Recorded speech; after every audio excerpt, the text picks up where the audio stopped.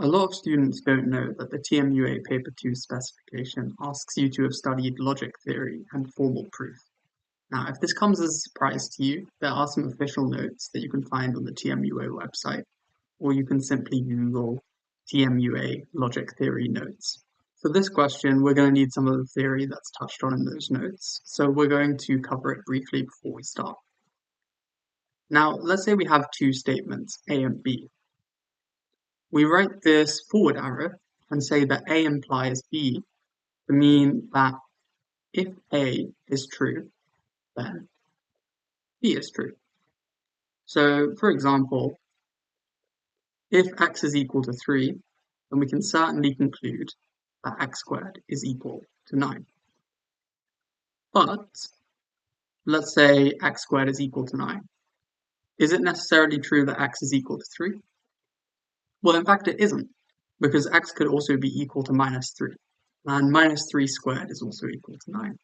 So in this case, the implication is not true. We would put a line through it like this, and we would say x squared equals 9 does not imply that x is equal to 3. Now you can see this language used here in the question. We have the words necessary and sufficient.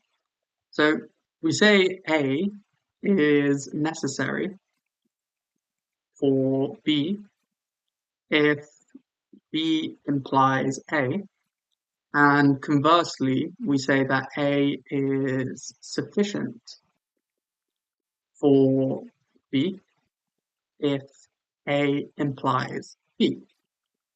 So with that out of the way, let's take a look at the question.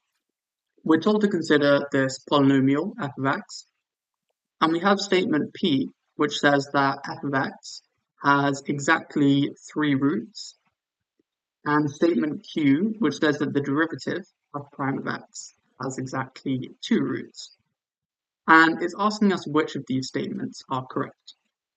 You can see these statements are all asking about whether P is necessary or sufficient for Q.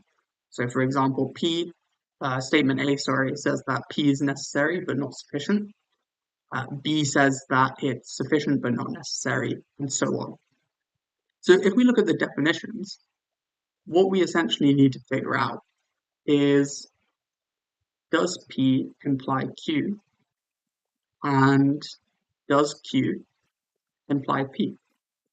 So P implies Q, remember, means that P is sufficient for Q, and Q implying P means that P is necessary for Q. To prove or disprove these statements, we need to either justify that they're true, or we need to find a counterexample. Now, when it comes to looking for counterexamples or trying to figure out whether the statements are true, we could write down some polynomials. But if you imagine writing down a polynomial, let's say, I don't know, 7x cubed plus 4x plus 9, it's not immediately apparent what the roots are, and it's not immediately apparent what the roots of the derivative are. So this is going to be a slow way to generate examples. However, we have some nice visual interpretation of these statements, and so coming up with some visual examples. So statement P, we can think of as saying that f of x has 3 roots. What about statement Q? So we could think about the derivative of this function explicitly. There's actually another interpretation. The derivative is equal to 0 exactly when we have a stationary point. So Q is really saying f of x has 2 stationary points.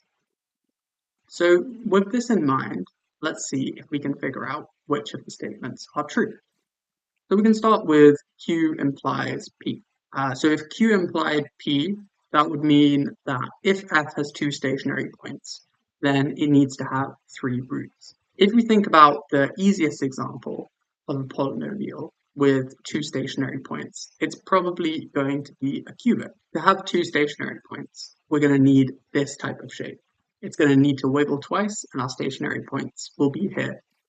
But there are lots of different qubits, and we could choose one, like this, where one of the turning points is above the x-axis. And what we can see here is that we have one root but we do have 2 stationary points. So that means that Q is true, P is not. And hence it's not true that if Q is true, P must be true. So Q doesn't imply P. What about P implies Q? So is it true that if F has 3 roots, then f of x must have 2 stationary points? If we're just thinking about cubics, imagine a cubic with 3 roots, it seems like it has to be true. Because you can imagine maybe a positive cubic coming up here, and then it needs to go back down to catch this root, and it needs to go back up again. So we're going to have 2 turning points. But they tell us in the question that f of x is a polynomial. And that means we're not restricted to just thinking about cubics. We can think about other types of polynomials too. So what about a quartic? Well, we could imagine a quartic like this, which catches these 2 roots over here, but then has a double root for its last root.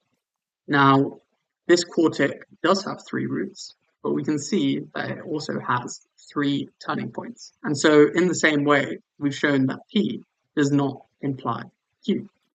So what that means is that our condition for sufficiency doesn't hold. So this is false. And the necessary condition doesn't hold either. It's also false. So we have that P is not necessary or sufficient for Q. And now if we go up and look at the options, we'll see that that's option B. Okay, thank you all so much for watching, and I'll catch you all in the next one.